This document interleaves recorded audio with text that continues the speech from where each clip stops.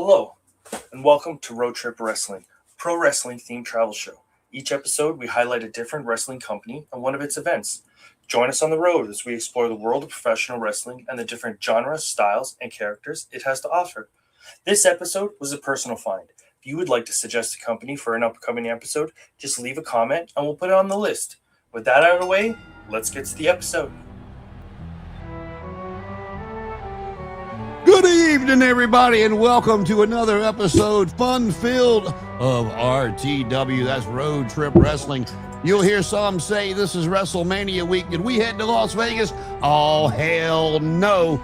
We went to, I'm going to butcher this name, but I'm going to give it a go, Nogent, Marne, Frankreich, France. And what did we see in France? I'm Jason Paul. Tell us what we went and saw in France, man. We went to see a small independent company, from what I can tell, called KHAO Wrestling, KHAO in capitals. They're on YouTube, so they're easy to find. This was definitely a weird trip on the road. A little bit, off the beaten path we've been building so far. But I thought, hey, let's venture into some unknown territory. We've seen America, we've seen Japan. What's next? And I don't know, for better, for worse, we found something French. So, ooh la la! I'm gonna tell you, I was, it took a little bit to try to not because I don't want to say this and scare people off from it.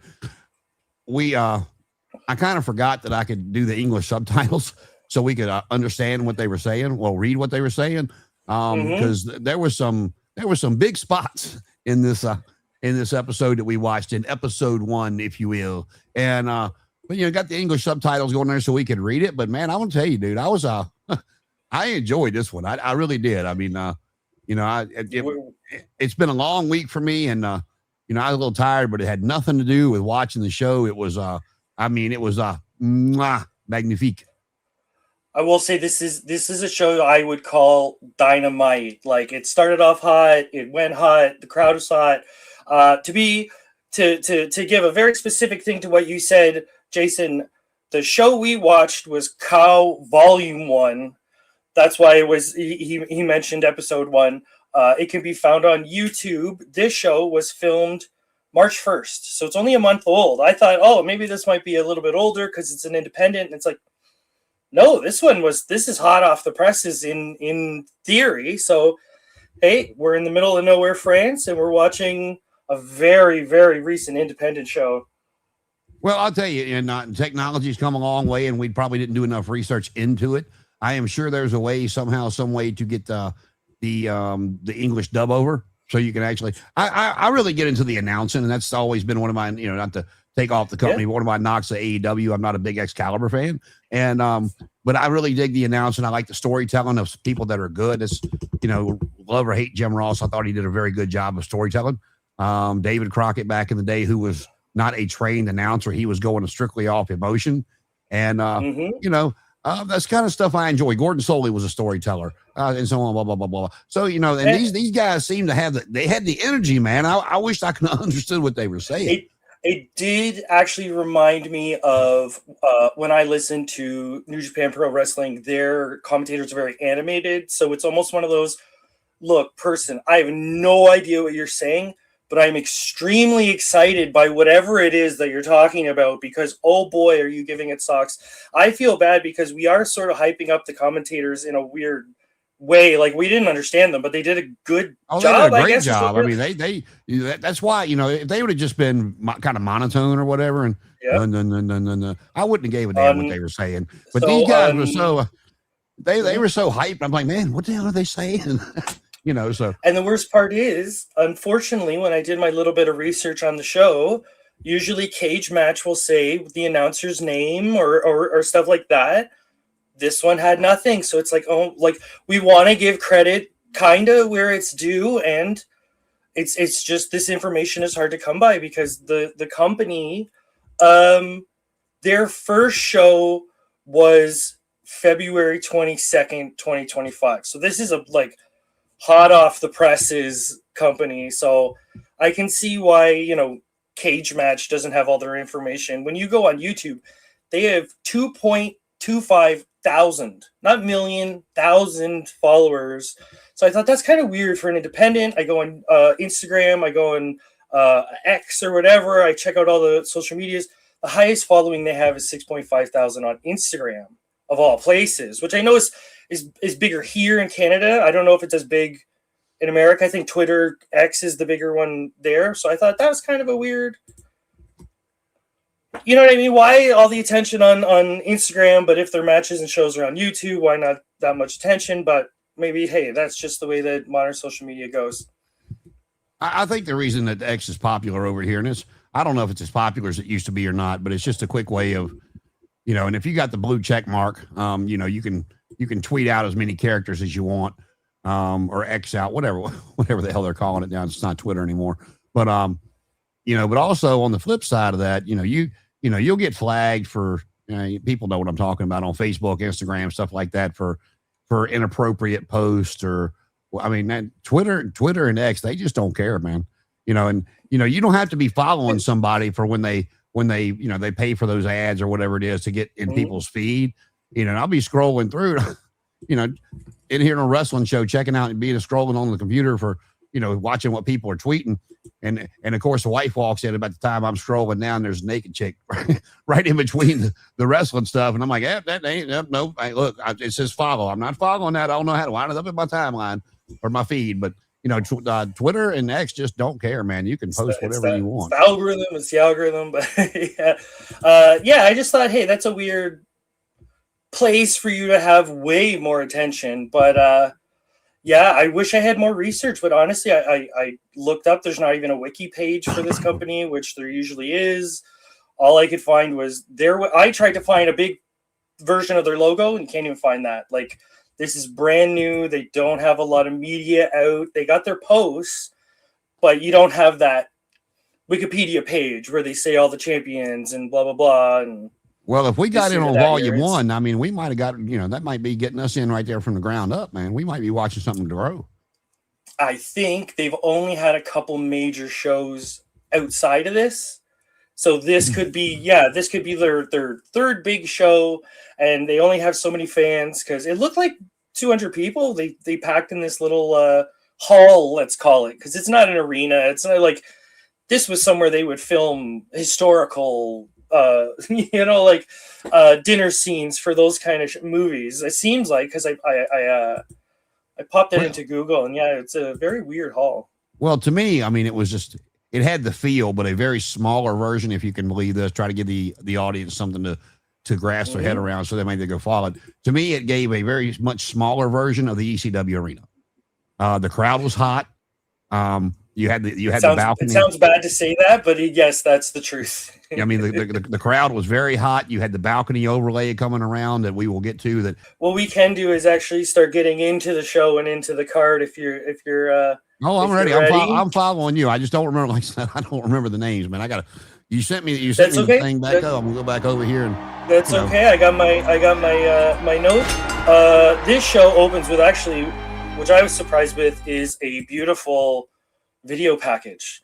I thought, oh, that's, you know, some indies don't have that. They don't give you that kind of big bam smash at the beginning. Here's all the names. Here's all the faces. And I was like, this is Vince Russo. Not like, I didn't mean it as an insult, but like, this is Vince Russo production. Like, these guys are ready to party. So I thought that was really good. Something that paid off for the crowd, but not us, is who's very obviously a ring announcer, or I think he was the ring announcer because we saw him in and out. I went back and checked the English, and it was literally what the promo we thought it was. It's episode 1. This is the championship.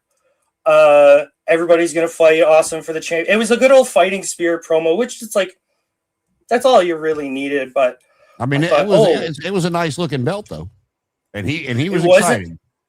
It was a nice looking belt. What did you think of the stage before we get to the belt? I mean, you know, if we're gonna compare it to the ECW arena, at least they did have a stage versus just coming through that curtain in the back. They were a little bit elevated for, you know, it's not something you see from the big companies that you watch, but they were elevated enough. It gave them a platform to talk and where the entire audience could see them. So, I mean, I liked it. I thought it looked good. And this is something I thought was a little trick, because we were talking about JCW, we were talking about Tokyo Joshi and NWA, about their entrances and kind of the ups and downs, the differences. But I thought, you know what? Visually, this is a very lazy stage, because it's just those two scaffold trestles, whatever you want to call them, with a couple lights, the black curtains. But they have one little smoke machine and they have two, I don't know, spark throwers. It was like, it wasn't fire. It was just sort of like a sparkler that would come up. And I thought, you know what? Those two little things made the biggest difference for entrances, because it lit up people. The smoke makes them like Goldberg look mysterious. And I thought, you know, unfortunately, we can't do that here. They won't even let us have sparklers inside because of the fire extinguishers and all that kind of stuff. But it's like, whatever the French are, whatever reason they're allowed to do this, keep doing this. This looks fantastic. But I did have a close-up of the belt. Do you have any feelings on the belt itself? I mean, it looks like it's a combination of a lot of different belts. I mean, you can see the big gold belt, of course. You can see tendencies from the IWGP title in there. You can see maybe some of the AEW title in there. I mean, it looks like that whoever did that belt did their research and kind of took the best parts of what they liked, particularly from a lot of different belts. In my so humble opinion. And it does sort of remind me of a couple of the Impact titles where it's like smack dab in the middle, no logo, just the name, to make it clear. Like WWE can get away with it because it's such a big logo. Everybody knows it by the sight. They can have their belt be the logo. But KHAO, if you were in the airport and you saw this belt, like you would go, that must be the name of the company on that belt. The only thing that throws me off, I don't want this to sound derogatory, but I know it's going to come out that way, so I do apologize beforehand. The little chains come off a little, like, girly. Like, they come off a little Joshi. Like, if that was on the Stardom belt or the Tokyo Joshi belt, I would go, yeah, okay, sure. This, like, the chain just looks cheap. So there's a part of me that goes, I don't know if this is... Well, it is... I hear what you're saying, but on the flip side of that, when you're putting together a belt like that with so many, like I was talking about, like different parts of different companies and their belts that people can see that you took, some of your creativeness from different belts, it sets it apart and it gives it something different. So I ain't too mad at it. Yeah, and there's that old, I know, what was it? Cheech and Chong once said, these old proverbs. It's like the same but different, man. And that's a great sort of way to think about this belt. Like, it does look like a couple versions of the IWGP belt. It kind of looks like a tag team belt in a way. It's got kind of a crown, like it looks like a bunch of different ones, but it's also different enough from all the other ones that you can go, that stands out. Like, that's a really, really nice belt. And what's funny, as someone who's been in the ring a couple times, I don't know if it's that reason or if I'm just a weirdo, but you know what I noticed almost immediately while watching this show? What's that? They have ropes. The ring ropes are actual ropes. With the tape. I know WWE does it, so a lot of people are used to it, but a lot of independent companies, and even like WCW, I think AWA, maybe one of those older companies, they had the wire. It's like, what do they call it? Airplane wire wrapped in a hose. So 90% of the rings I've worked in are the wire instead of an actual rope. So for some reason, my brain went, hey. What surprised me from back in the day is you heard the people that actually went from Crockett to WWF that talked about how hard the WWF rings were versus Crockett. They were like, Crockett, you took a soft landing. You were protected. You take your first bump in a WWF ring after coming out of Crockett, and you're like, oh dear God, did I just kill myself? Yep. And which surprised me because WWF always had the more money, and it seemed like they would have kind of tried to go further to take care of their people, but I guess not. And I do remember a story of Rob Van Dam.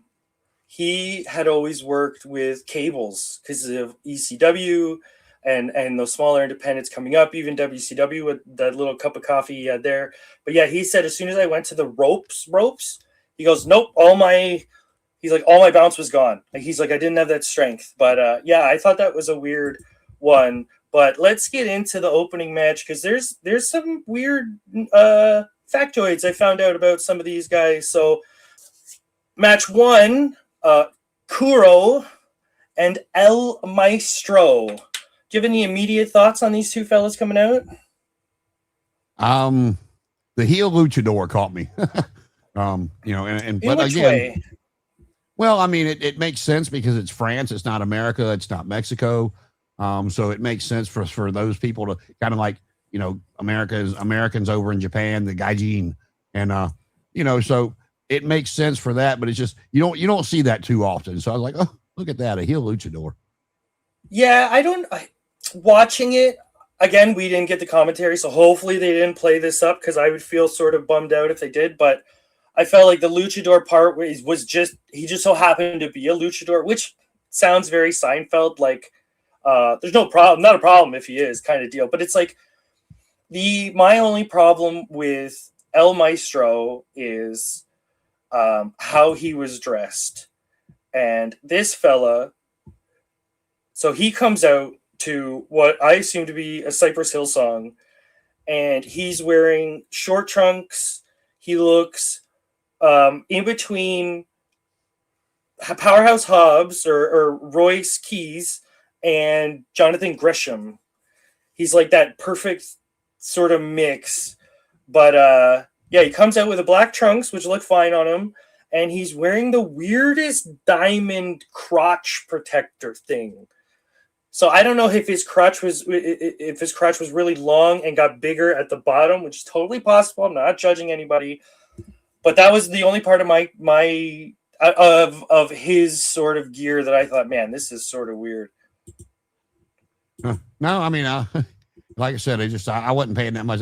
The tiger mask, the mask that he had kind of reminded me of Tiger Mask, kind of across the stuff you've seen over the years. But no, I mean, I just, I did like, was it Kuro? Is that how we're saying that, Kuro? Kuro, yeah. For some reason my brain wants to give it a kind of Japanese twist, but yeah, Kuro. Kuro. Now I mean, now El Maestro wasn't bad. Don't get me wrong, but that guy, he was smooth, man. I mean, if you want to compare it to today's stuff, he kind of reminded me of a cross between maybe Kevin Knight, Carmelo Hayes, and Trick Williams all rolled into one. Not quite as big as Trick Williams, but with the smoothness of a Carmelo Hayes and a Kevin Knight, and him popping that Rainmaker type clothesline, toward the end of the match. Would you believe me if I told you that he's been on WWE television before? Oh, absolutely, I would, because you go back, you can find all kinds of people that's been on there before. I kind of giggled. Okay, hear me out.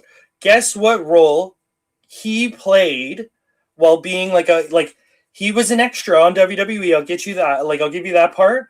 Which kind of character or role did he play? Because you might chuckle out of this, because I did as soon as I saw it. You got Kuro. We got you. We're in your hometown. We need someone to be a blank.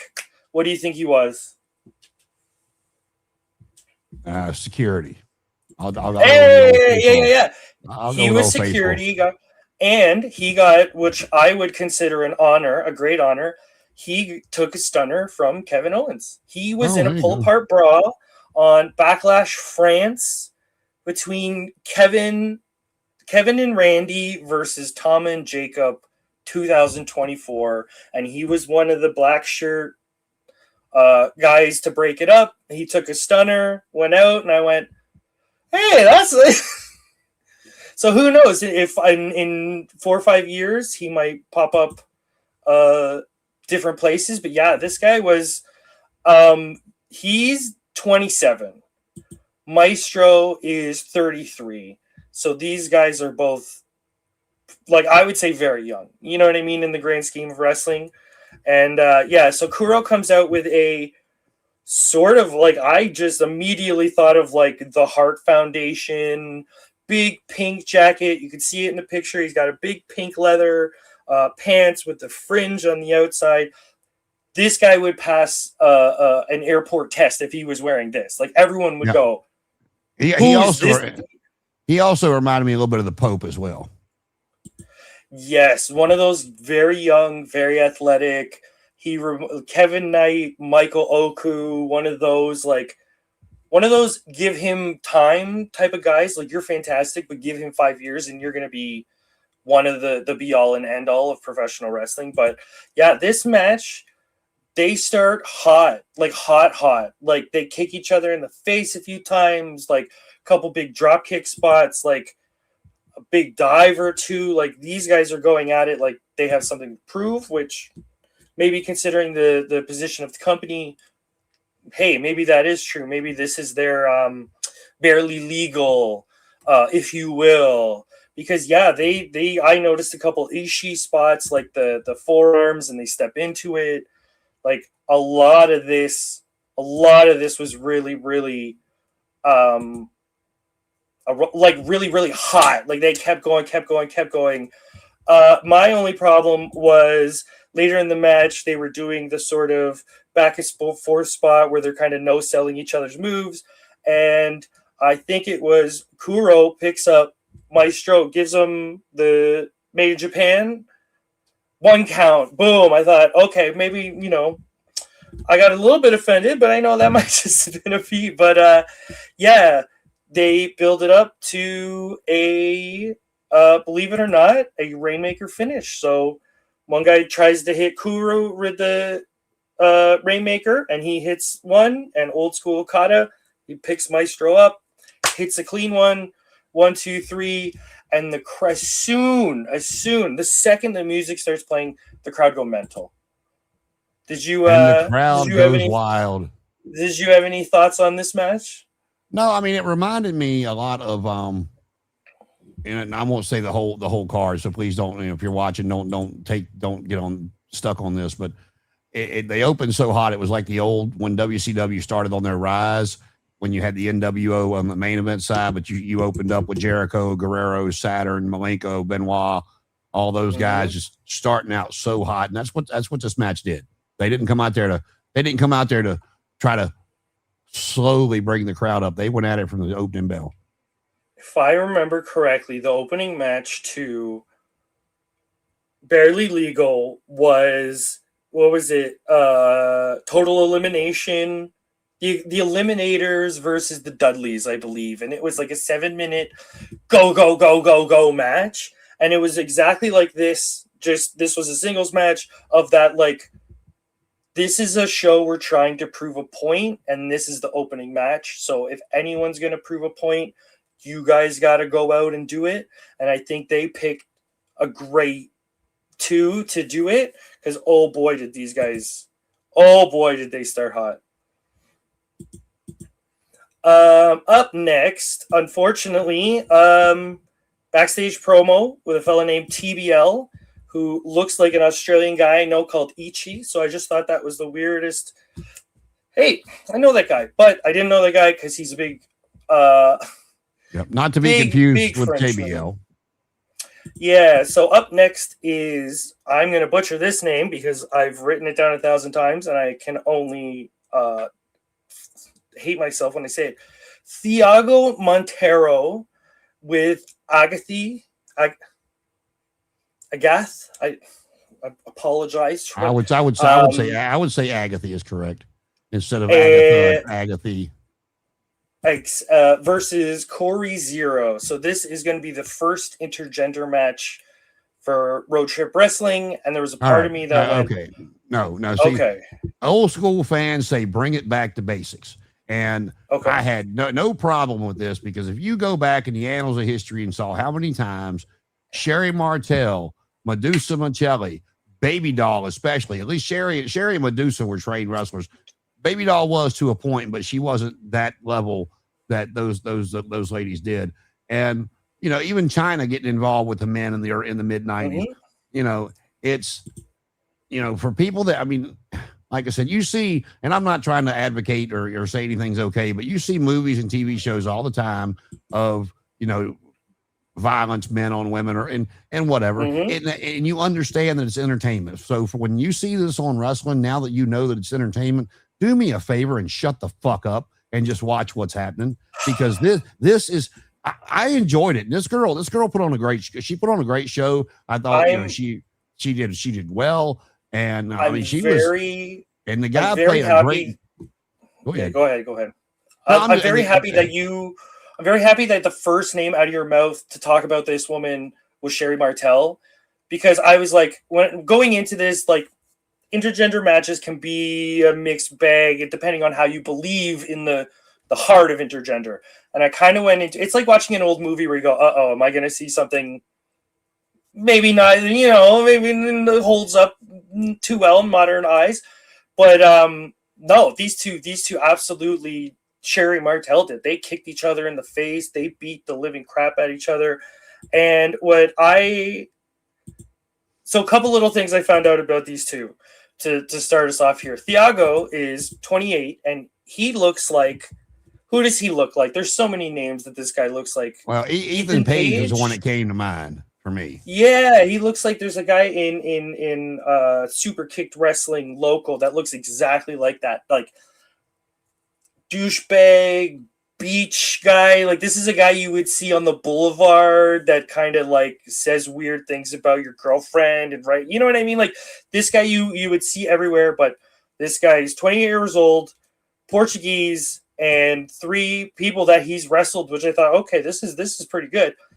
He's had a match with Michael Oku, he's had a match with Leo Rush, and he's had a match with Shelton Benjamin. And I went, that's pretty good considering the location they are in.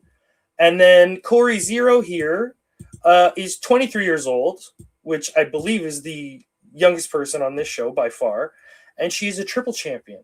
So she is the Fury All Women's Champion, the German Wrestling Federation Champion, and the No Limit Wrestling Women's Champion. Okay, I didn't know there was so much going on in French wrestling, but these people have got backgrounds. Holy crap. But yeah, this was a beating. These two proved a point when it came to intergender wrestling. And he played the great chicken shit heel role, running from her the entire match. Yep. Yeah. And not only that, which I thought that was great, because that's perfect. You have an intergender match and he's running from her. Perfect. Play off everybody's perception of the match. And he had a female assistant. We mentioned earlier, Agath, I believe, was the attempt at her name. Agatha. And she did on the ropes distraction. She did the foot on the rope distraction. She was very much involved. The crowd hated her. She wasn't the best manager, but I got a chuckle out of how many old school spots they did in this match. Like the putting the foot on the rope. That's like, how far does that go back? You know what I mean? That's classic heel manager stuff. Well, hurry up and get to the finish so we can actually go to a true holy shit moment. And you know what's funny is I was trying to let's stall this. I know Jason's on the edge of his seat in this sense, but I want to be very clear that these two beat the ever-loving crap out of each other. This was a fantastic match to go back and watch. If you're going to watch any match from this show, watch that, and this will be a pleasant surprise because so Thiago wins, old school heel. He beats her. He does what I am now referring to as a hidden blade trigger, where he does a V trigger to the back of her head. Knocked out. Grabs her, picks her up. They brawl up to the second floor. We mentioned earlier, imagine a really small, what is it, the Manhattan Ballroom? The ones with the seats all around. But it's on the second floor. If you've been to a nightclub, you know exactly what we're talking about. Those little balconies off to the side, and they brawl for a little bit. They kind of whoa a little bit, and I thought, they're never going to do it because it's way too big of a bump. He grabs her, picks her up on the power bomb, and they're very careful when they're adjusting to get that right position. And he fucks her off the second-story balcony onto about, to be fair, 6 or 7 people, and they do a fantastic job of catching her. So, what? Yeah. Yeah. Like I say, you want to see a holy shit moment. Go watch that because, I was like, I went, holy shit. Because, you don't think that's going to happen. I mean, it's wrestling. And, you don't see this kind of stuff anymore. And, they were, what he was talking about, they were going back and forth up there on the balcony. And, they kept smashing each other into the walls and stuff like that. And, so you didn't really think anything was going to happen. And then, holy shit. It's one of those bumps where you ever see the fellas on the outside and they do the sunset flip and they land on the floor into the power bomb and they hold on. You go, they're never going to do that bump. You kill someone if you did that bump. And every so often in a big match, bam, they'll do that bump. This was that bump. But I give a lot of credit. I want to be very clear on this. She was extremely well protected. It wasn't gross. Like, it wasn't ECW dive gross where, like, you see Vic Grimes come off the top and you kind of go, whoa, that was amazing. But the other part of you goes, ooh, I hope he's not dead. This was, like, perfect fall. Everybody falls slowly. They all kind of wrap her head. I thought, there's a part of me that thought, oh, they kind of killed kayfabe on the catch because they were so delicate. No. As long as she's fine. No one cares about the fall. They care about, no one cares about the landing because the fall is the cool part, right? So, my only problem with it is they did the whole she's out, which is fair. Like, that's the end of the fight. Perfect. It was a big spot. They go, okay, she can't get up to walk. We'll pick her up and cradle her neck. Don't ever do that. Don't ever do that. Don't ever do that. If she was really hurt, they would never have done that. So the second I saw them pick her up like arms and legs and walk her out, I went, she's fine. She has to be fine. They would never do that. Please don't ever do that. I'm begging you. Like, it was just such a weird moment in my head where I was like, no, that's like, you don't have I guess they're independent to have a backboard, to have them all carry, like, it's probably easier just to grab her and carry her out, in all fairness. But yeah, there was a part of me that goes, no, if people are injured, don't pick them off the floor. Don't. But yeah, do you think that was a safe dive? Do you think this is something that we can continue doing? I mean, I thought they did a great job of protecting her. So, there was, yes, anytime you do something like that, there's always a chance something could go wrong. I mean, but that is no different than any other, even in old school wrestling, when they didn't do the kind of stuff you see that's done today, depending on what you did, I mean, there was broken legs, there was broken arms, there was broken necks. I mean, this, we say it all the time. It's not ballet. Entertainment, yes, absolutely. But, that's, a lot of people hate the term sports entertainment, but it has to be added on there because it's not fake. It's a sporting event with a predetermined outcome is the best way that I will describe it, because, the cat's out of the bag, since however long it's been. And, like I said, you can shit on the spot all you want to, but if you really want to see a holy shit moment, and I mean, again, any type of move like that, to me, and if you watch AEW, when Penta did, when he put, God, what was the kid's name? Dante Martin, when he did, God, I forgot what he did to him, but on the top of the ladder, made him in the Canadian Destroyer off the top of the ladder, something like that. He did to that kid off the top of the ladder. And, Dante broke his ankle and was out for months. But the way that spot went, that could have been a whole lot worse than just his ankle. I mean, so this looked safer to me than what AEW had done in that ladder match. And let's be real, when we're talking about an independent company of this scale, we're talking about 200 people in their show. That's a big show that we can, like, through production in the matches, like, this is a big show they're trying to put on. You would think, like, if we were to equate this to other companies, what would they have? They would have one table that the people would miss completely. This would be a New Jack Vic Grimes incident, like, again. Thank goodness they didn't go, just leave one table or put 4 tables. They went, no. Go have, what I think they did is they had about 10, 20 people around, and she just landed on 6 or 7, and everybody else kind of took a step back, because you could see a bunch of black shirts, let's call them in America, where they have the staff logo. Like they're just here to kind of help out. But yeah, it looked like she landed on maybe 6 or 7 of them, and the rest scattered. So I would take that over any scaffold match bump I've seen, like 100%. But yeah, that's definitely go check out that match. Definitely go check out the spot after.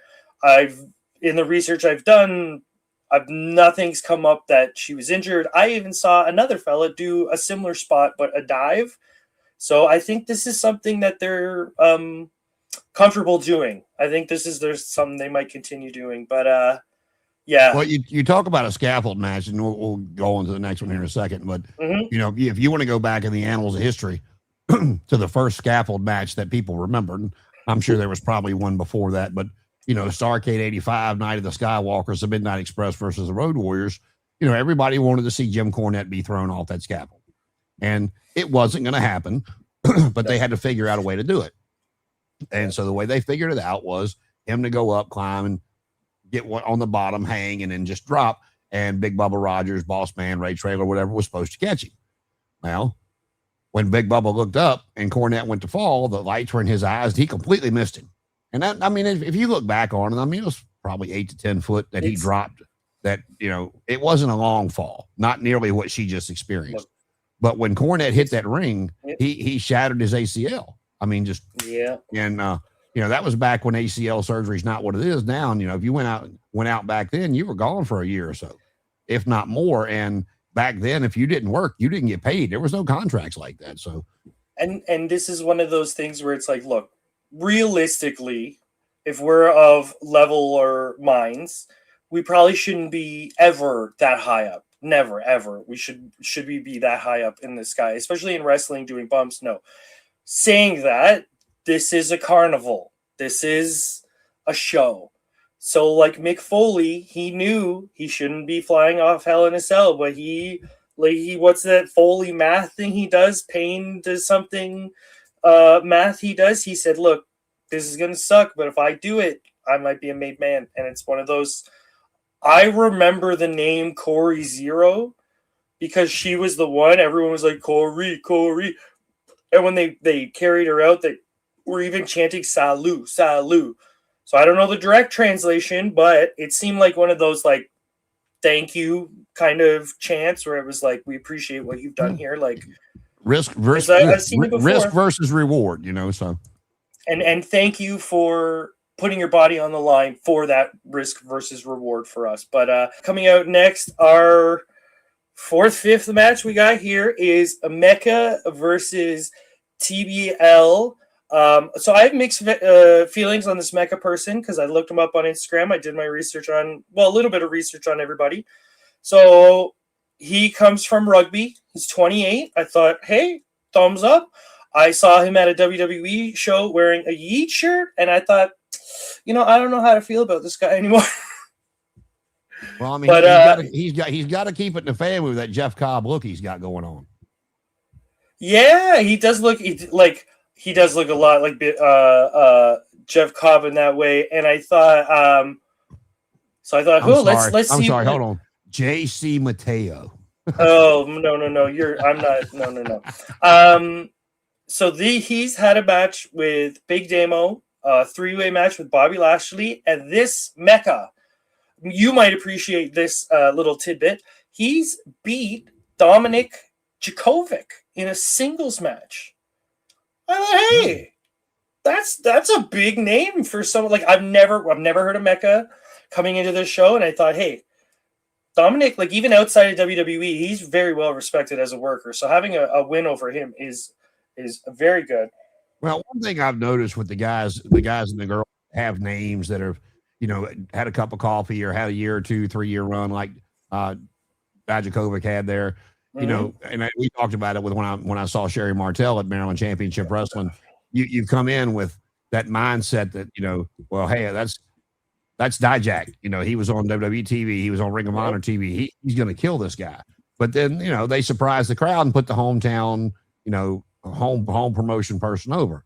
And and they don't have any issue doing that because it's not televised. I mean, you find it on YouTube, something like this, but in the grand scheme of things, if they make it back to WWE like a Drew Galloway / McIntyre or Cody Rhodes, who probably laid down 500 times on the fucking indies, does it matter? No, it doesn't. So, good for them for putting the hometown guys over.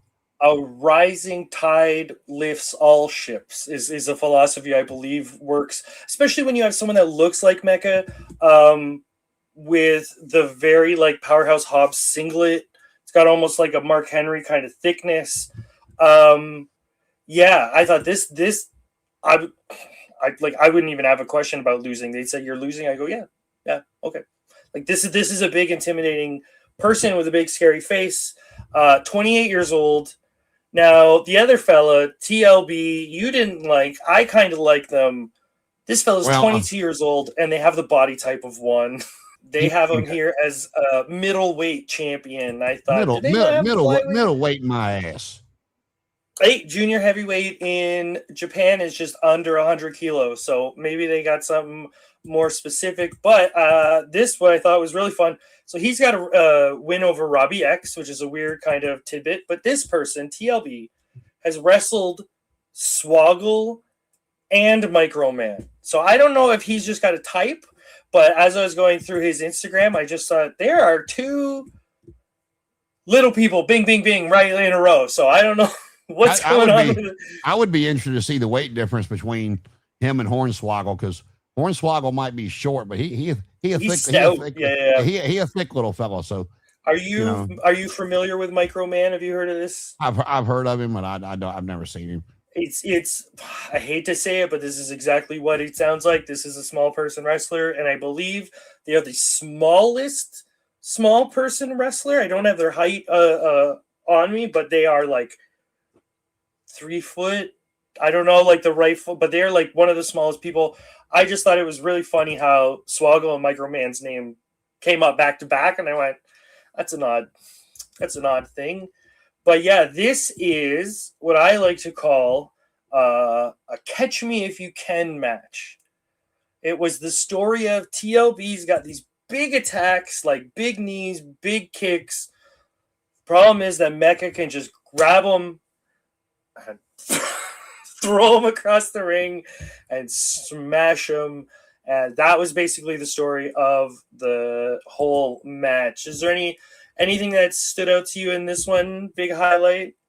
No, not really. I mean, and to be fair to the rest of the card, okay. I mean, I know they come back for the tournament and everything, but to be fair, they should not have put Corey Zero and Thiago Montero on so early, because that was for me. And I'm not taking anything away from anybody else on the card.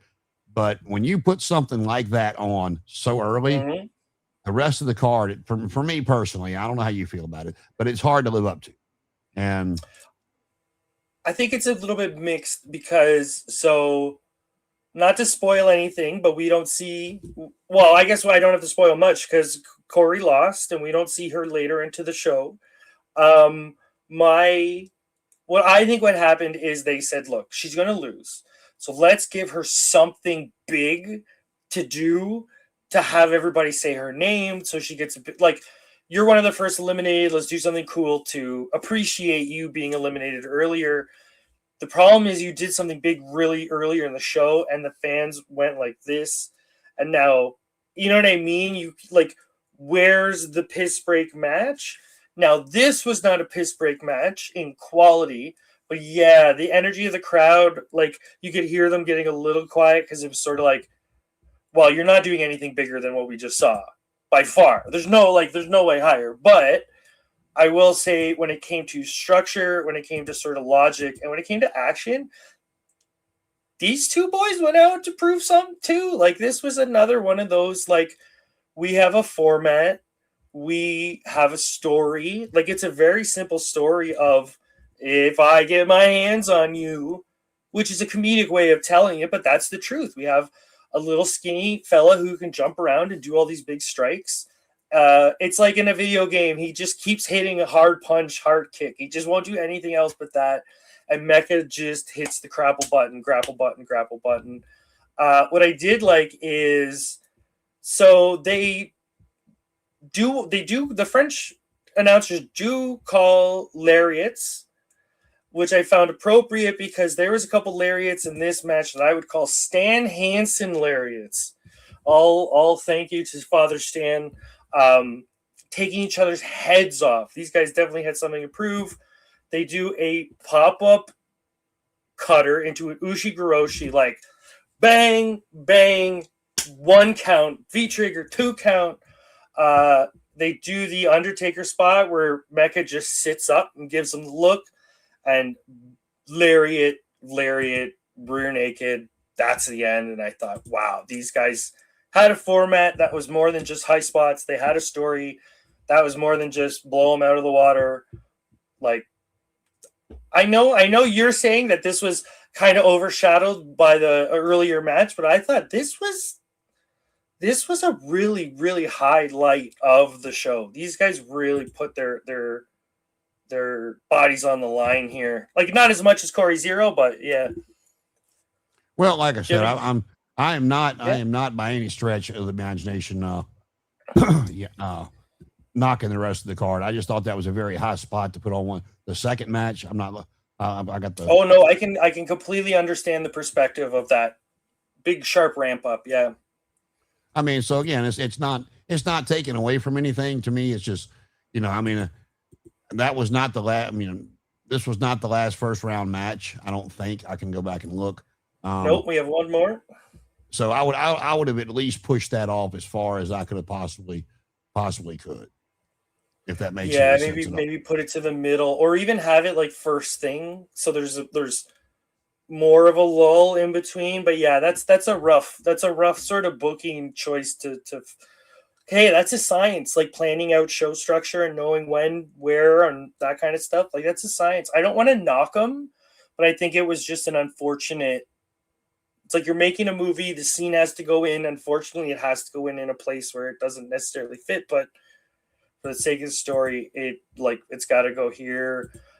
We do get another backstage with Kuro, and I thought, are they just filming this in the back change room? Because you couldn't get a banner, a sticker. You couldn't film this earlier in front of the entrance. But hey, I'm not knocking it because the rest of it was so good. I just thought it was sort of out of place that it was so low energy compared to the rest of the show. But up next we have Ricky Sosa versus Leeds Lewis. Now, a couple little fun spots here is Ricky is 21, and on March 27th, 2026, TNA signed Sosa, and he's been on TNA Impact a couple times. I believe he was on just the other week, not to keep dating the episode, but he has popped on, so that's a good sign. And he's couple matches he's had. I thought he's had a match with Andrade, he's had a match with Jay Lethal, and he lost in a singles match to ELP. And I thought, hey, this is a great list of little fun facts because, for 21, this is. I guess I was wrong earlier. I thought Corey was the youngest, but yeah, 21, and you can tell this guy is young. He's handsome, and he's got knees that work. Leeds Lewis, on the other hand, I thought, this guy looks Australian. He looks like a Kiwi. He looks like a guy on a job site. I looked him up. He's trained by Robbie Eagle. So he is trained by an Australian. And I thought, that explains a lot. Leeds is very new. So I had not much research. All I have is his first match was in February, March, April, May, June, July, August of last year. So for this being his first year, I thought this guy was fantastic as a new wrestler. So any notes on these two people before we get into the match? It kind of goes back. Ricky Sosa's a good sized guy, and this other one, I mean, he's in good shape, but just I don't know. I Shorter, see yeah. He's a light heavyweight, yeah. well, I mean, I've never minded the David versus Goliath stuff, but we get so much of it now. It just, I don't know. I don't want to sound like I'm coming down on people, but it's just we get so much of it now. It's like, okay, can we tell a different story, please? I will be fair to them because in this match they didn't do the like David versus Goliath stuff. It was just a background sort of element to the story where the guy's smaller and the other guy's extremely tall. But the match was sort of just two athletic guys being athletic against each other. Like there was a lot of big kicks, a lot of shining wizards, a lot of spin kicks, dives. Like there was a lot of, we need to show how athletic we are in the quickest amount of time. And they did that. Oh my God. So a lot of the notes I have on the match are honestly just like power bombs, Frankensteiners, wheelbarrow suplex. Like there's a lot of just young guys being athletic, using their knees because they still work. Hey man. Any thoughts on this match? No, I mean just a back and forth match, and again, I enjoyed the whole card. I mean, that's going to sound like repetitive. I understand that, but I mean, I was impressed with the show. Yeah. Okay, so coming up next, that was the last of the first round. So it was the last of the fun facts I have about all these folks. But the next match we have is Diego Montero versus Kuro. So I guess I don't have to ask how we feel about these guys because we've seen them before, and they take that to advantage because this match opens slowly.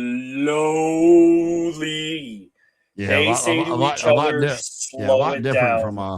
A lot different from the way Kuro's first match opened.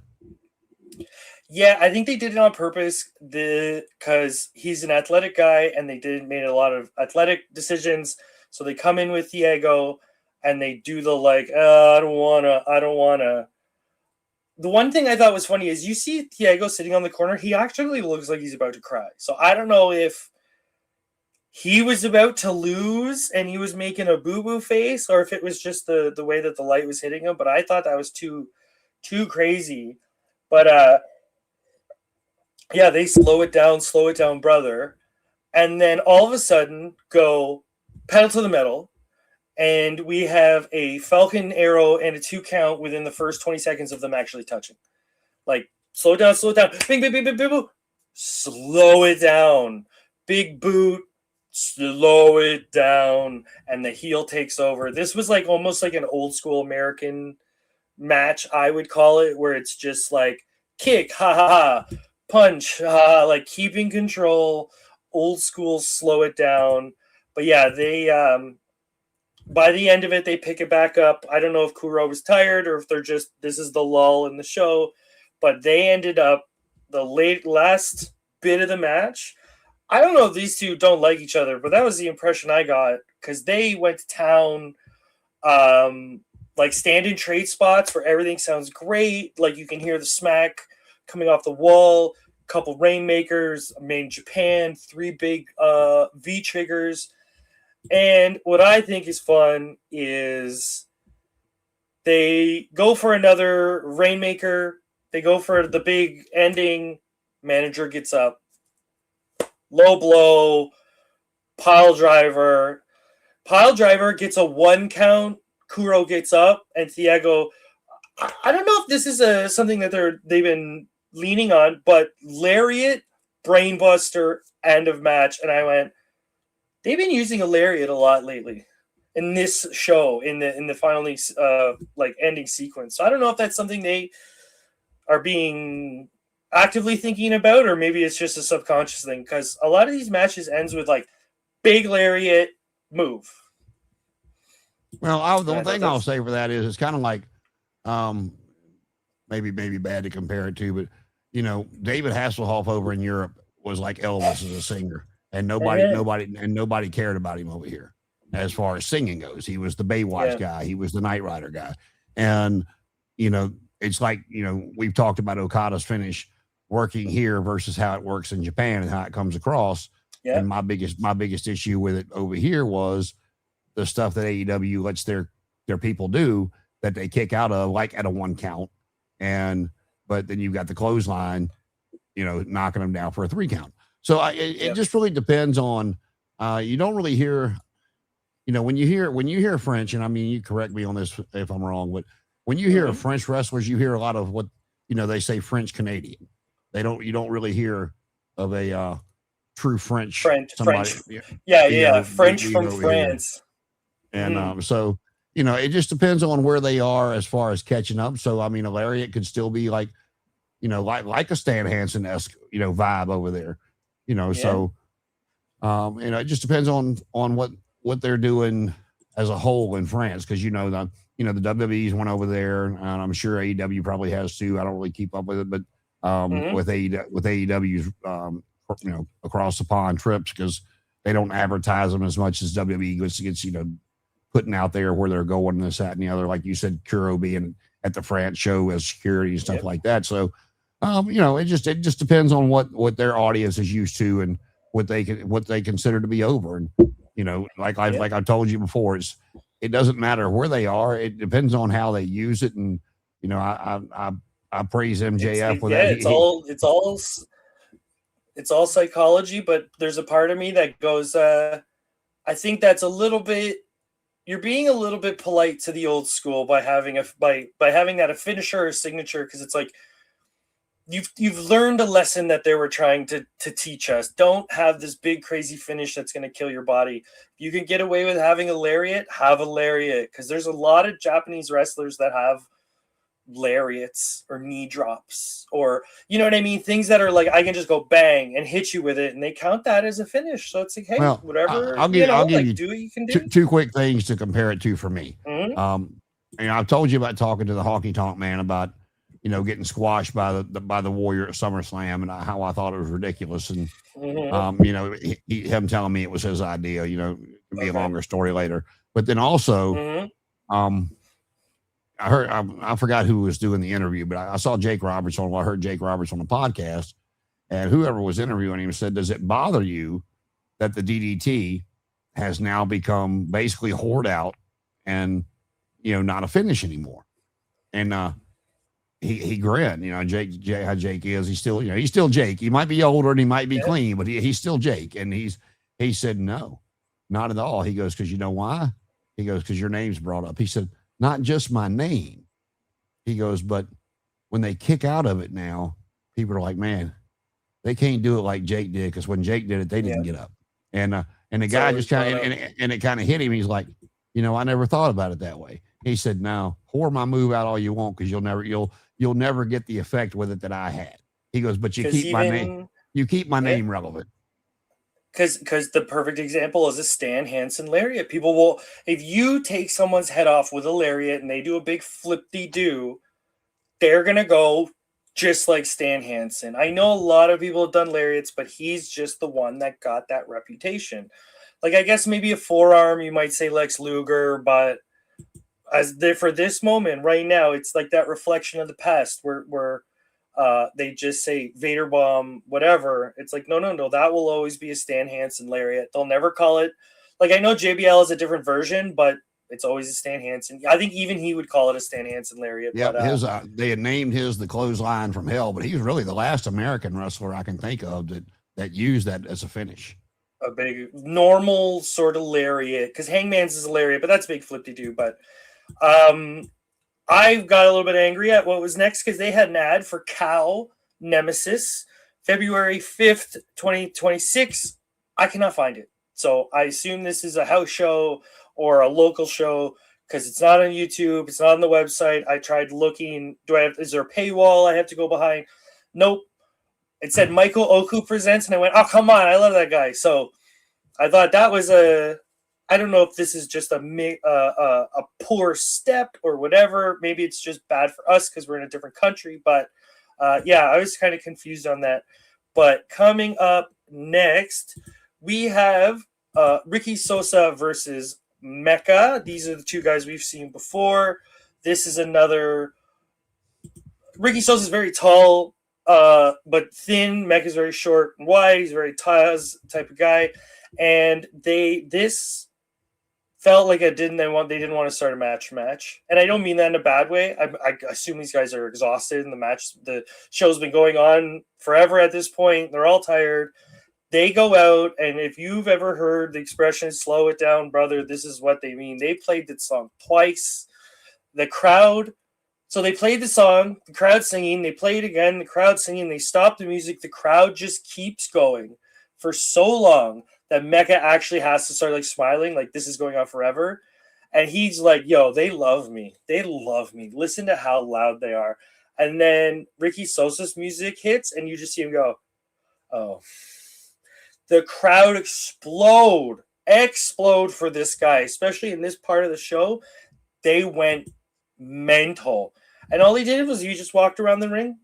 Sosa, bang, bang. They have the whole thing, the sing along with the song. Like, this guy is a star. Like, where he's gonna be in 5 years, who knows? But if these guys not in one of the major companies, like this is ridiculous. Like he's got to be signed. No, I mean look what he's about to do. I mean, he's about to wrestle 3 matches in a row. I mean, coming up on TNA there? No, I'm talking about right now, like in this tournament. Oh yeah, I don't know. He's here against Mecca, then Thiago Montero, and then Lashka. Yeah, this I don't know. Look, I know it's hard memorizing matches. I know it's hard. Like, we got to talk about it, and then we got to go out and we got to do it. This guy does it 3 times in a row with 3 different people. And he's phenomenal. So I don't know how he does it. I don't know how they planned it. If this guy just had a novel, he had to study like a script. But yeah, these guys come out, crowd goes crazy, and they have what I'm going to call the kind of middle ground match, where it's like, yeah, there's a lot of athleticism and there's a lot of like physicality, but yeah, considering everything that's happened else in the show, this one's sort of like this, a bit more relaxed, a bit more timid, I guess is a word we could use. But yeah, the crowd is just mental. Like, they can do anything and the crowd just go crazy. There's a specific part, I don't know if they just kept, if that was like a group of friends, but there's a specific part of the crowd that you can tell is just absolutely going mental. But yeah, they go extremely physical. Sosa's got these great running European uppercuts. The problem is that he tried to do it to Mecca, and Mecca gave him one of those great diving headbutts that just floors him. So I thought it was great up until there, and then I thought this was a bit silly. Mecca goes and he gets a chair, but it's not a folding chair. It's one of those like normal stiff chairs. So he brings it in, and he does what I like to call the evil hand spot, where he takes it. If I remember correctly, Roddy Piper did this. He's like, I'm going to hit him with the weapon. I'm going to hit him. And he's like, no, I'm not going to hit him. And then he puts the weapon down, and then he turns around into a Falcon Arrow. 1, 2, 3. What? Why? Why the like evil hand spot? Why go get the weapon to like I get what they're trying to do, but I just thought, man, you look kind of silly by trying to do it and then immediately being beaten. But maybe that's the kind of point they were trying to tell, is like he could have beat him if he just kept going, but because he went to get the weapon, that's what. But I don't know. I just thought it was a bit silly because he literally puts it down, turns around, bang. But, I talk about the 70s and 80s a lot, but one of the things that I really enjoyed in the 90s was the original King of the Ring tournament. If you go back and watch it, they would qualify on Superstars and Challenge or Raw, whatever. And then you had the King of the Ring pay-per-view, to where the winner actually wrestled 3 times that night.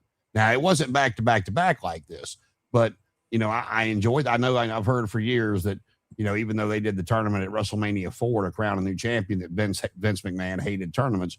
But I really enjoyed the King of the Ring, tournament, the way they did it at first with Brett and then Steve Austin winning it and, launching them the way they did. And, it's like a lot of things in wrestling, when they actually still do it, it's hoard out the way it is now. But, why even have it if it's going to be such a joke?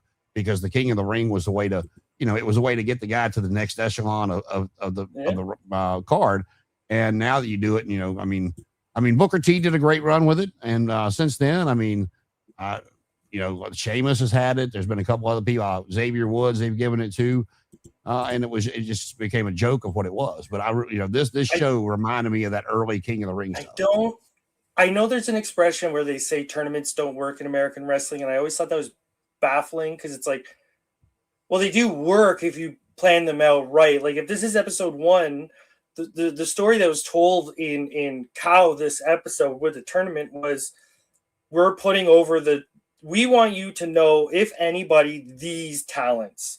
So we're just going to, you know what I mean? We're going to show how babyface the baby faces are, how heels the heels are. What I thought was weird though is, as we're watching the show, he gets the 3 count. They do the handshake and hug spot.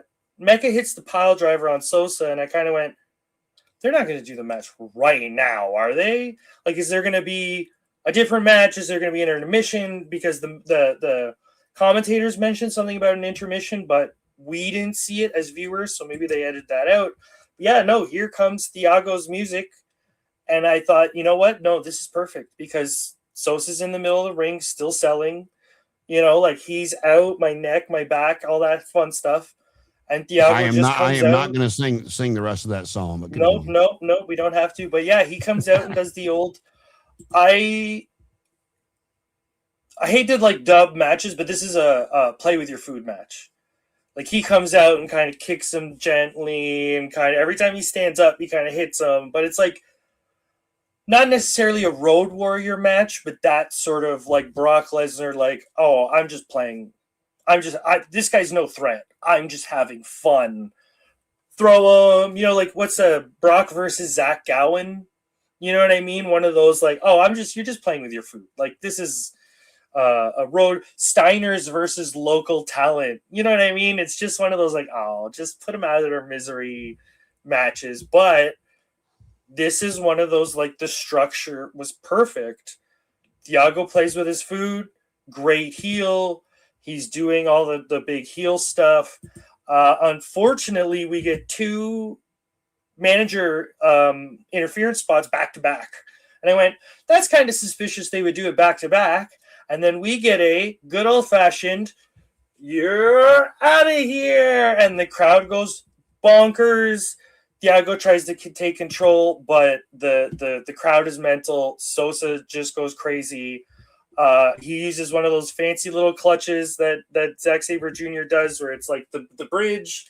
He gets the 3 count, new champion. I guess the first ever KHAO world champion. I don't know what they would call, but the first ever KHAO champion. The crowd goes nuts, streamers everywhere. The music plays. He does, I don't know what you'd call it, the Shawn Michaels. He goes to every corner. He does the WrestleMania main event thing. You know what I mean? He goes to every corner. He looks at the fans. They give him this break where I thought, they have to end the show here, right? And that would be right? a no. So this I have mixed feelings of it. I thought maybe this is why they did it, so you would have that feeling. This is a WrestleMania 10, 20, 30 ending. Streamers, confetti, people are hugging, they're crying. I thought, yeah, just end it there, and we're gonna remember Sosa. You got this nice big babyface champion, and then some music starts playing. Forgot that one. And the announcers start going, no, and this video starts playing. Lashka. That's kind of a weird name. It's very Thekla, very aggressive sounding. This guy is Mecca, right? Like, he's just wearing a ski mask, but it's the same guy from before with the same tattoos. So I don't know if they're trying to fool us or if it's is this a Black Scorpion type of thing where you go, oh, it's obvious, you know what I mean? Like, it's obvious it's not Ric Flair in that shaped person. So I don't know what they're trying to do, but they come out. Now this manager comes out, they say something, and a bell rings for some reason. They never explained why. I even went in the English translations. They never gave a reason, whether it was a Money in the Bank, whether it was a sign. Like, Out comes Lashka, beats Ricky Sosa in 27 seconds. Title change. My only note about this is they had a big lad come out, like a who were the big Samoans, Rosie and Jamal. So they would come out big lads, right? But they would have on singlets. So if their shirt came up, they wouldn't go. So guys, in wrestling, if your shirt comes up, if you go like this real quick, it makes you look defensive and you don't look that aggressive anymore. So big lads, singlets are fine to wear underneath. Learn from Big Show and Bad Luck Fale. Just wear a singlet, put your clothes over top. So that way, if you do a big move and your belly comes up, your belly's not coming up. So that was the only kind of note from the end. But Lashka comes in, 27 seconds. I don't know what they're trying to do, but he does a sit down pile driver. Not the one Owen did, a variation of it, but yeah. Why this ending? I don't know. But let's get into the wrap up. So, Jason, what were your overall thoughts on this show? Like I told you, dude, I enjoyed it. I mean, I didn't go into it with anything other than, okay, we'll see what this is. But a couple of them, the Joshi, like we talked about that. It had its moments where, I can see that being a very family friendly environment of, take your kids to kind of, and those girls, you could tell they took it seriously, but it was also a lot of fun to the show. Like it was more of a relaxed vibe in Tokyo Joshi, to kind of add into what you're saying. It's very like fun and relaxed. The NWA, they were trying to do a little bit of throwback, but to me needed some help. And I mean, like I said, the only knock, and it's not a knock on the show that I would have, is I just wish that those guys were so excited and so just exuberant. I wished I could have understood what they were saying. Now, granted that we did find the English subtitles, but it's not the same, to read it, because stuff gets lost in translation, and I would have just liked to be able to understand what they were saying. But overall, I mean, like I said, and God bless Corey Zero for that was the risk she was willing to take. That was the MVP of the show. Like I said, if I could change one thing about the show, and it's not because it's just that. It would be, I would have put her on as far down the card as I could have possibly put her. I know the tournament thing going on, but I would have put her, because I mean, as a performer, would you had to go out and follow that? That's a great point, because that's something they talk about for big shows. I'm being dead serious, because there's a lot of matches. It's the season Mania matches where the main event had to follow. Hey, you're going out and you're following Rock Hogan. Whoa, I don't know. There's a lot of that. So I totally get what you mean. It's a big bump, and it wasn't necessarily the best placed time in the card. But yeah, I think I'm agreeing with you in the sense of out of all the flaws let's call it that just for now, for the sake of argument. Out of all the biggest flaws that you could have as a show, that was the least of our worries. No, and I'll compare it to this for American wrestling fans, or just fans that are strictly WWE. WrestleMania 25, Undertaker versus Shawn Michaels, first match they had. Main event that night was Triple H versus Chris Jericho, I believe. It was Triple H or somebody. I want to say it was Jericho. I could be off on that one, but it doesn't matter. And when they got to the building that day, we've heard them talk about this in interviews. Nobody would tell Shawn and Taker where they were on the card. They would kind of road trip around the question, if you will. And then they finally found out they were on fourth. And instead of, doing what some of us, some veterans and main eventers would do, by, are you kidding me? You need to move me, this, that, and the other. No, Taker and Michaels just went fourth, huh? Okay. Watch what we gonna do. And Triple H has talked about it. He said, that it was the curtain sellout, as the boys and girls like to call it. And Triple H said they were sitting there watching that match going, oh, we're so fucked. Because they knew that everybody else had to follow that. And and that's still one of my favorite. And I can't think of one off the top of my head that I like better. I mean, their second one was good too, in that Hell in a Cell match with Triple H and Shawn Michaels as referee. That whole 4-match series with Michaels Taker and then Triple H Taker. The storytelling with that. No, I enjoyed the whole thing, but I cannot think of a match off the top of my head that I have enjoyed more at WrestleMania than the first Shawn Michaels Undertaker match. Yeah. And so like I said, it's that kind of a spot for American wrestling fans to compare it to, because like I said, I mean, if you go watch this show, and like I said, I'm gonna try to clip it was about 1/3 of the way into the show. Yeah. I mean, not half, not at the beginning. It was about 1/3 to give a rough approximation. So yeah, I can totally see where it was like, I would say push it earlier. You say push it further, but I think we both agree on the fact that, yeah, it was just a weird placement. Or if you really wanted to sell it well, that's when you take your intermission. Say, fans, we were going to wait we were going to take intermission after such and such match. But and then you get the backboard out and you wheel her out because you have a little bit of time. The crowd will back up. Due to the severity of this, we have to take our time and make sure she's okay.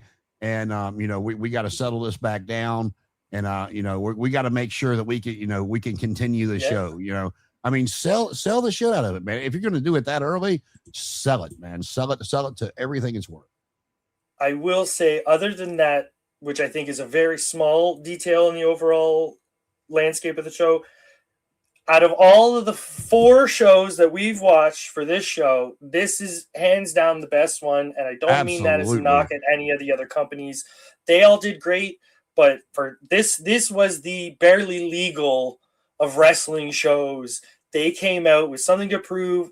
Like, they got to get over their characters, they got to get over their songs. Everybody had a sing-along bit with their songs. Everybody had a thing where the fans could sing and chant. Very interactive, very like hot crowd. This was a fantastic watch. Sometimes when you watch a show, you can kind of be in a middle like energy area. The entire time we watched this, we were ecstatic. Like, we were like, oh, what's next? This is awesome. But yeah, highly recommend this show.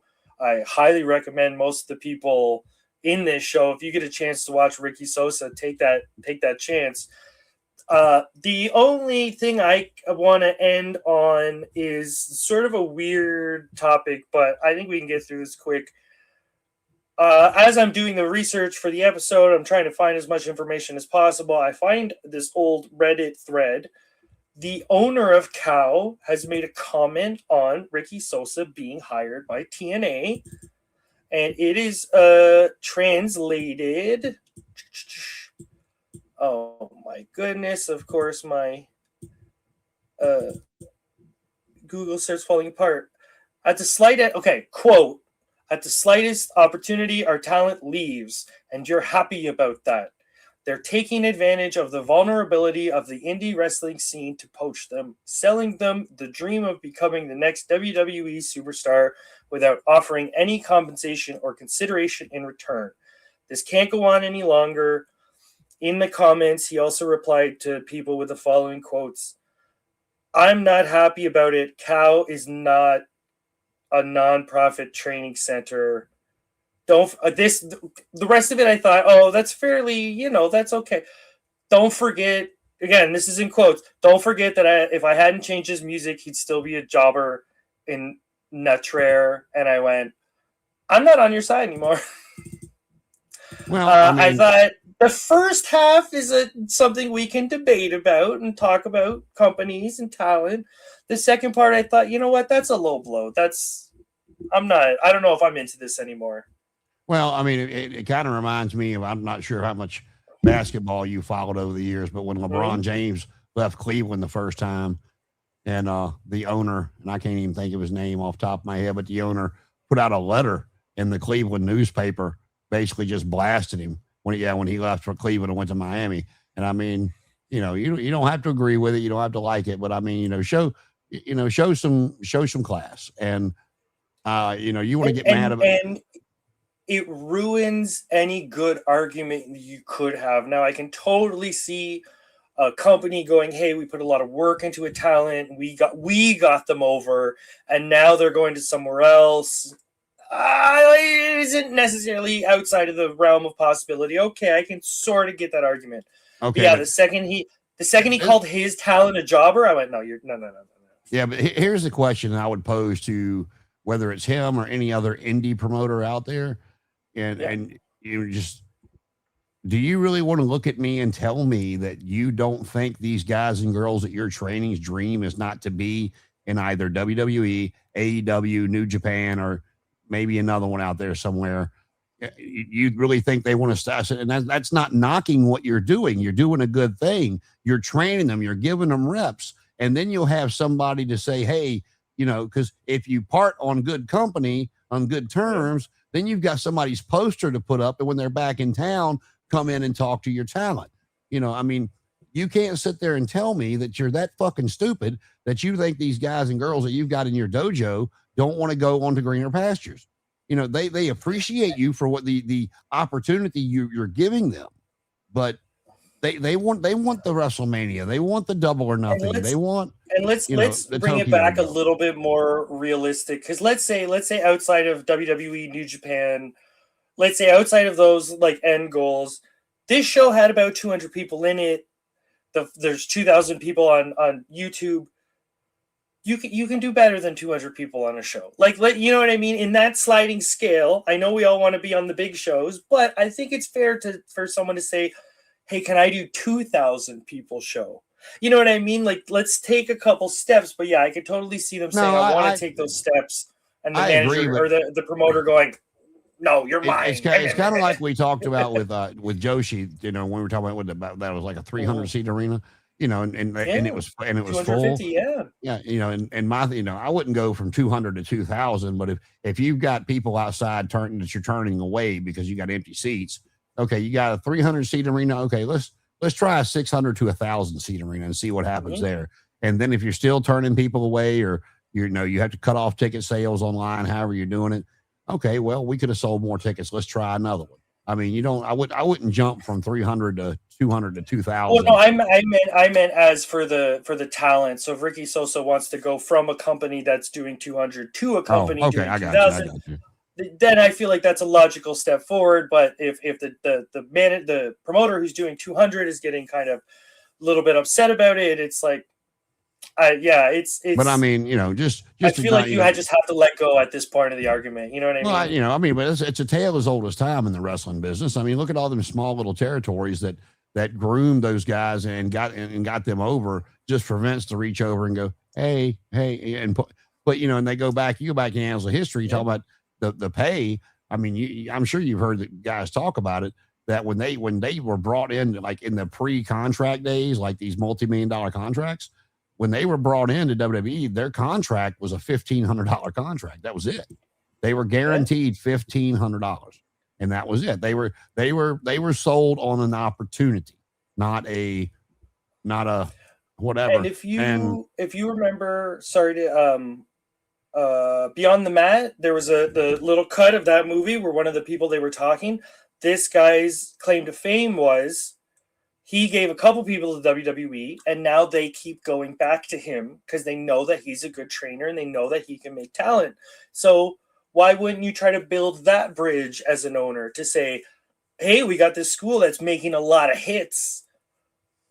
Work with us. You know what I mean? Like that, build that bridge both ways. Don't have the bridge being built one way and you burn it the second it gets there. Like, I understand, hey, it's wrestling and there's a lot of mixed emotions about certain things and certain topics, but it's like at the end of the day, you got to go, what's making me money? And Ricky Sosa is making you money from what I can tell. Like he's going to TNA, people who follow TNA, WWE, NXT, they're going to see, you know what I mean? Like it's all going to grow together. Even as someone outside the WWE bubble, I still see that as nothing but a good thing to get on TNA, to get on NXT. Like that's only furthering your name. That's exactly what you want. So while I get what the owner is saying, the other part of me is like, jog on, big man. Like this guy's already so much further up the ladder, I guess, right now. But yeah, personal highlights. I know what your highlight is because it's a great highlight to have the power bomb off the second floor. The only other thing I would highlight, not to say that's great, not great, I would say my personal highlight is Ricky Sosa. If you can find this guy working somewhere, check him out. Oh no, sing his I song, agree. have He fun. was great. Yeah.